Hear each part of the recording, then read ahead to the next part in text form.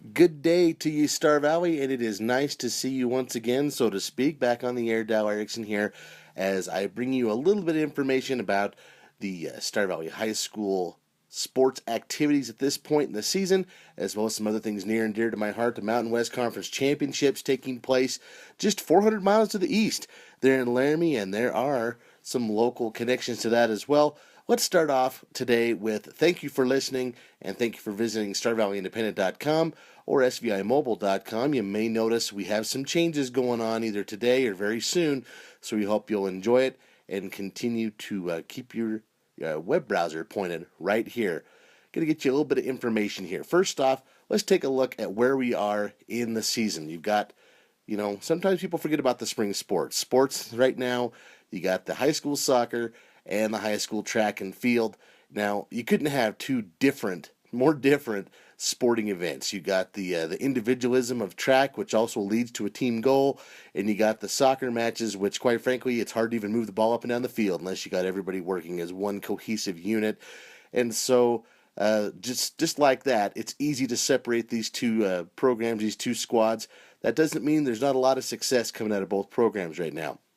Let's first off, starting off and taking a look at track and field. Track and field, it is going to be a busy weekend in Lander. I don't know how else you could put it. Listen to all the stuff that's going on in Lander this weekend. They've got the 1A, 2A, and 3A West regional track meet. Now, some people have asked me, how can they do all that? Well, the WHSAA and most state organizing bodies have things spread out so that you have to have a certain amount of time in between events, so that athletes have a certain amount of time in between them where they're not overexerting themselves. Now, if you go to a track meet, a regional track meet, and there's only one class there, a lot of times you'll have 30, 40 minutes of nothing. You'll have all this downtime. In Lander this weekend, there's not going to be any downtime. You've got 3 different classifications of the Western Conference out there in Lander. Oh, by the way, you've also got girls soccer qualifying play-ins going on this weekend as well. If there's a hotel room somewhere to be had in the Lander Riverton area and you've got one, you better hang on to it. Otherwise, you might be staying in someone's garage. Let's take a look at the track and field teams as they head into Lander. The Lady Braves and Braves, Star Valley is always kind of an unknown quantity when it comes to these regional and state tournaments sometimes, because we are in the far west and so much of the competition that we take part in takes place in Idaho, it takes place in Utah, and a lot of these other schools that are in our conference don't see us. They don't know what we have, and vice versa in some cases. Now, schools like Jackson, we see them all the time. We see other schools from the 4A. It seems like Rock Springs and Evanston, we always see them down at these Utah meets. But for the most part, sometimes the Star Valley team is an unknown quantity. And I'll be honest with you, I think our teams are kind of an unknown quantity right now. Even for someone like me who follows them, even for you as parents or listeners, that you really try to pay attention to what the track team is doing. You might come into this weekend going, boy, I don't really know. I can name a couple of kids.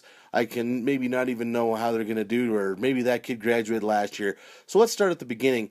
Who we don't have. The last few years, you heard a lot about Haley Ricks. You heard a lot about Ivy Myers. Those two girls combined for 5 state championships last year. They're gone. They graduated on to bigger and better things. Haley Ricks running for Weber State this year. Ivy Myers running for Idaho State. So, those gals off doing some great collegiate things. Sounds like they're both doing well. And but that means you have an entirely new group of kids that kind of have to put their stamp on these teams. And so as you look at the Lady Braves in particular, some of the names that really stand out to me, Hannah Demler, she's a 2-time All-Stater from last year. A little dinged up right now, not running at 100%, I don't think. You've also got girls like Aspen Heward, and a whole group of younger underclassmen that are trying to put their stamp on things. Some of them you're going to recognize, like Madison Ashworth. She does the high jump and also some of the distance events. But for the most part, the Lady Braves are looking for someone other than Hannah or more people to join Hannah and Aspen to score some more team points. On the boys' side, very deep on the distance runner type of player or type of athlete. You got Cody Peck, Nick Demler, Mitch Ryder. You got a whole slew of good runners back behind them. Those are the alpha males, if you will, on the distance runners.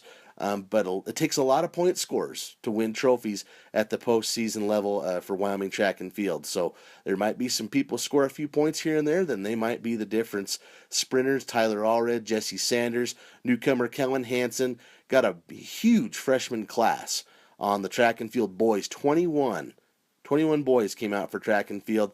We'll see if any of them can qualify for state. A couple of them have, like Hansen. We'll see if a few more of them can here at regionals. Now, what I've done here is I've taken a look at some of the races that I feel will involve a Star Valley runner or a Star Valley jumper or a thrower that is going to help score us some points. So some things to watch here at the 3A West Regional Tournament in Lander. They're going to get underway Friday morning, and they'll be going after it for 2 solid days. First race that jumps up in my eyes is the boys 1600 meter run, and for that reason, we've got three guys that are pretty darn good runners, and more than that even really. But in terms of that top 8 qualifier, you've got Cody Peck, Nick Demler. Both of these guys have run 4:28 and 4:29 within a second of each other, respectively. That's pretty darn fast, and some of the fastest in 3A this year. So Cody and Nick, they're going to feed off each other, and I think they're going to try and go 1-2 in that race. When you got someone like Mitch Ryder, we'll see if Mitch can maybe score some points for us as well. That's going to be a good event for the Braves, this boys 1600 meter. Looking over the girls' side of things, the girls 4x100 meter relay. Now, the girls have been hit harder by injury so far this year. You got a girl like Caitlin Turner. They call her Princess Caitlin. I'm not sure why, but they call her that. And she kind of seems to be the heir apparent to that 800 meter. That's going to be her signature event. Haven't seen a lot of times from her this year. She's been dinged up, and they're hoping she can run this weekend. They're hopeful. Her, along with someone else who's been battling some injuries, freshman Shania Warren. Caitlin's a sophomore. But you're hoping to have a quartet of Caitlin Turner, Shania Warren, Lindy Moore, Aspen Heward is in that mix, Faith Robbins. They're hoping out of that handful of girls, they can pull 4 of them to run the girls 4x1. And if they can get a healthy effort from a quartet from that group of girls, that race we're gonna do very well in that race. For the same reasons as the 1600, the boys 3200 meter run. Now, it has not exactly been a great season for weather here in Star Valley, and it seems like it very rarely is for track and field and or soccer. And this year seems like it's been a little worse. And so, for that reason, I'm hoping for some sunshine there in Lander. I've heard it's supposed to be in the 60s, supposed to be nice, upper 60s. And the guy who really turned my head on this boys 3200 meter a couple weeks ago was Nick Demler. Nick Demler, kind of out of nowhere, if you can say that, because he's not exactly under the radar. He's a fantastic runner. But he came within 1.06 seconds from beating the 40-year plus record that's been up there from 1973, the 41-year-old record of Kevin Hyde in the 2 mile. So Nick Demler and Cody Peck have both thrown up times close to that 9:35 mark, which is what Kevin's record still is. But both those guys capable of breaking that. In fact, I think they'll both beat it before they graduate. They're both juniors. They very well could both do it this weekend. We'll see if they can. But obviously, when you've got 2 guys pushing the 9.5-minute mark on your team, you're going to do pretty well in the boys 3200 meter. Moving over to the girls 100 meter hurdles, there's some good hurdlers in the 3A West, and we've got a good one in our own Aspen Heward. You've also got some good young up and comers, Shawnee Dance, Faith Robbins, and it's going to be interesting to see if some things click. We saw in the middle of April, Aspen really clicked in the 100 meter hurdles, and she pretty much shattered the school record that was set in '99. It's a 15-year-old record. I think she's 17 or 16. So that tells you right there, it adds up quick. 99 doesn't seem that far ago to me. That doesn't seem that long ago for me. But for someone like Aspen Heward, that record's an old record, but now it's hers. And so if she can dial in and put up a time in the mid-15s for the 100 meter, she'll be right there. And we got a couple other good hurdlers. All 3 of those girls back again next year. So that's a pretty exciting group. Looking at the boys' shot put, every school, every team has their own group of has their own strength. For Star Valley, it seems like we have some really strong depth in our distance runners, as you might expect. We've had very good performances in cross country the last handful of years, and for Powell, they are led on their boys' side by their throwers. They have got a whole stable of them, led by Garrett Lynch. Garrett Lynch heading to UW next year, just one of several impressive in-state track and field athletes who have committed to Brian Berryhill and the University of Wyoming next year. And he's building a program out there. Garrett Lynch, he can touch 60 feet. He can touch 60 feet in the shot. He hasn't done it yet, but he can do it. He just broke an old school record in the discus last week. He is a big, strong kid. He knows he's supposed to win it, but he's got a whole group of teammates. Now, what we can do, though, is we can counter with Sam Gertz. Sam is one of the better and more consistent throwers, especially in the shot put for Star Valley. Sam, we're going to see if we can get him up in that top 3, score a bunch of points for us there. And then, hey, you still got to go out and compete. You still got to go and not scratch and do your best.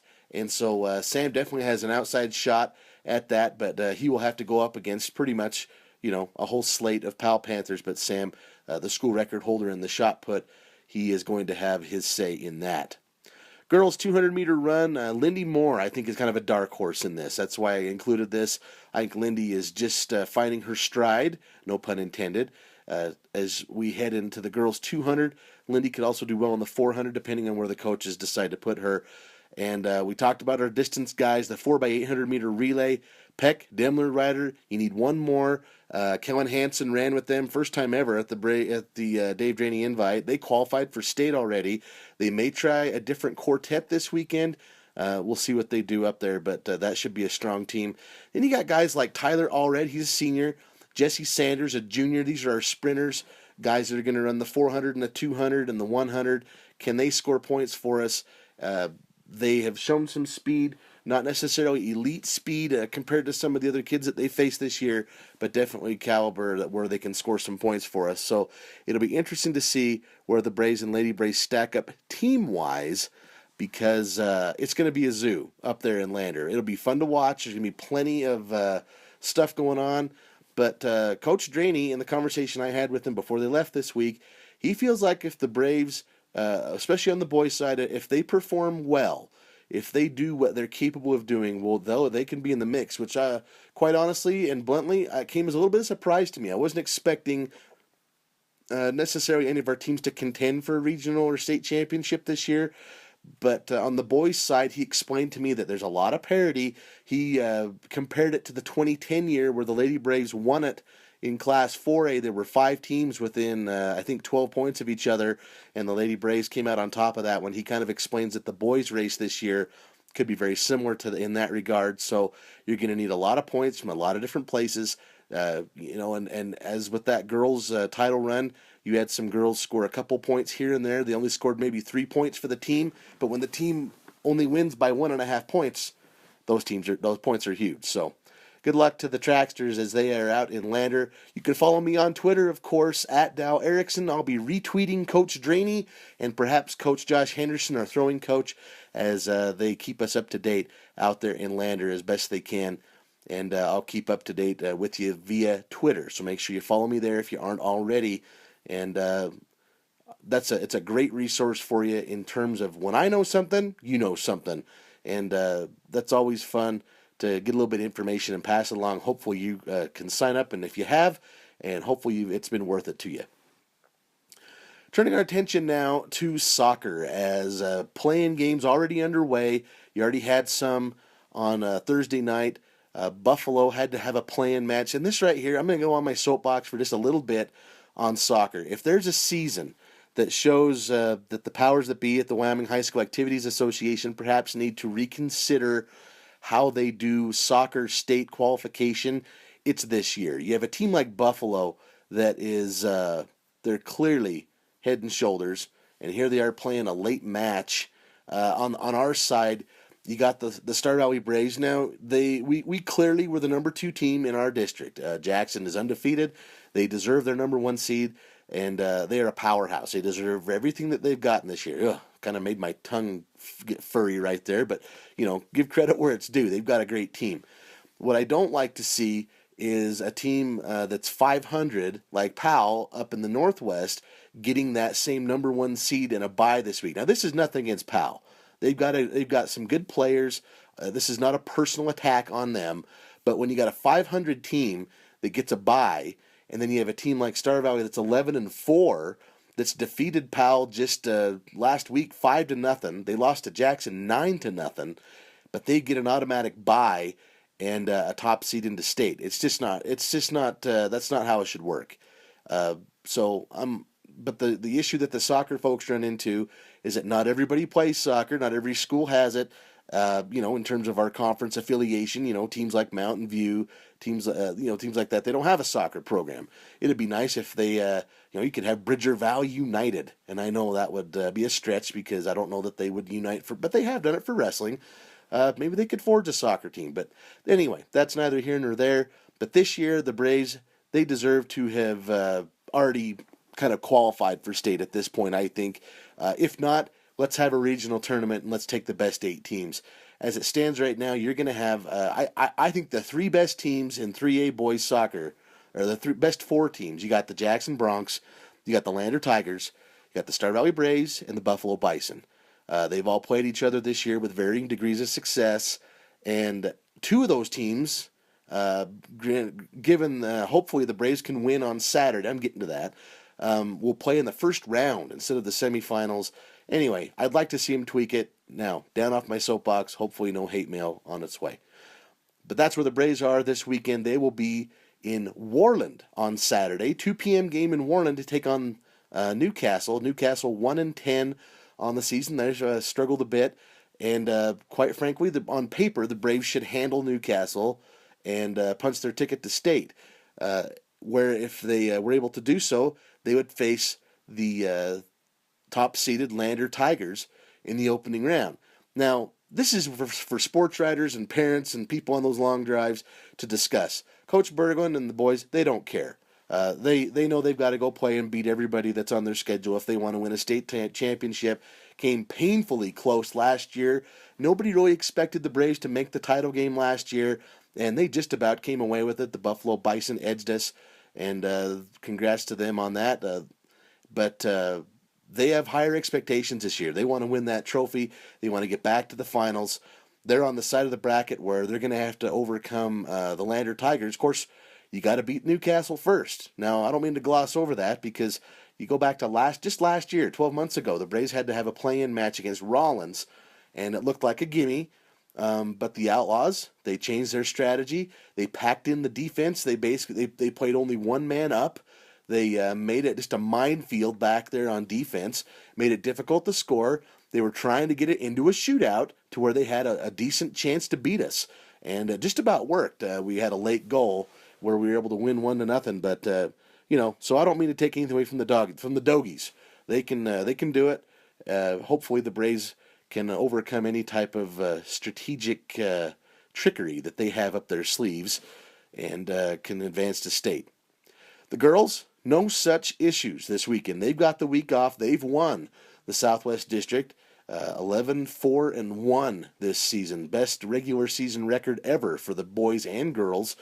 Girls winning their district for the first time ever. They got the week off. They're pretty excited. And the only thing going on right now with them is they've got a couple girls out with injury. You got Shantae Robinson with an ankle injury. Don't know her status. You got Maddie Klein tied for the team lead in goals as a freshman. She's out right now. She's questionable with an injury. And so for the next 10 days or so, the Lady Braves are just hoping to get healthy. I guess it's more like 7 days now. But that's really their issue. Coach Sandy Buckstaff, it was fun to talk to him. Some people have asked him, did you anticipate that you would go on this climb this year? And he said, absolutely. That's what he had expected the team to do. And hopefully they can continue to do so. Lady Braves this week off. So not showing it here for you. The Lady Braves off this weekend. The Braves in Warland on Saturday at 2 p.m. to take on Newcastle. That is a winner to state, loser season is over situation. You can follow me on Twitter. I'll be getting updates from that as best I can. And then the Track Kids in Lander this weekend as part of the organized chaos of the 1A, 2A, 3A West regional meet. That's a look at our high school stuff. I want to give a shout out to Homer Bennett, the newly named Star Valley High School principal. He will take over for Dr. Rick Woodford. Dr. Woodford going to be heading up to Bighorn County District number 2 in Lovell, where he'll be take on the superintendent job. Ironically enough, Lovell will be a conference opponent for the Star Valley Braves and Lady Braves next year for several sports, including basketball and wrestling and track and field, that kind of stuff. So we may see him next year several times. We'll keep our eyes open. But congrats to those gentlemen on their new positions. Also want to talk about the Mountain West Conference Championships, track and field championships, taking place in Laramie. If I had had any half a brain in my head, that's where I would have been this weekend to go over and cover Audrey West and the University of Wyoming Cowgirls as they take on the field there in Laramie. Already some fireworks on Thursday. Kyle Sullivan, you might remember that name from the Powell Panthers, playing football, went and ran track and field for UW as a sophomore, won the decathlon. First University of Wyoming decathlete to win the conference championship since 1999. You go back, that's Greg Sawyer. Folks, fans of Wyoming will remember that name. Former standout for basketball for the University of Wyoming, also ran track. And before that, Mr. Jay Novacek. Those are the three that have accomplished that feat. Jay Novacek, Greg Sawyer, and now Kyle Sullivan, just a sophomore out of Powell. That's pretty impressive stuff. Jenna Mann placing third in the heptathlon. But today and tomorrow, you're going to see, you have the opportunity to follow Audrey West. Audrey West, former standout, helped us win that 2010 state title in track and field in Wyoming 4A. And she's a senior out there. This is her last hurrah. One of a group of in-state products doing a great job for Coach Barry Hill and the Cowgirls and Cowboys. We wish them the absolute best of luck. And we thank you for listening to me today. This has been kind of a trial run here. It's been the Friday Sports Stir. We're hoping to make this a big deal over the coming weeks and months. We'll have some video interviews. I'd like to break down different positions and previews for different sports heading into the summer and next fall for all sorts of stuff. So make sure you visit us often, Friday Sports Stir, here on the independent website, StarValleyIndependent.com and SVIMobile.com. This has been Dow Erickson. I appreciate your listenership, and folks, we'll see you out there.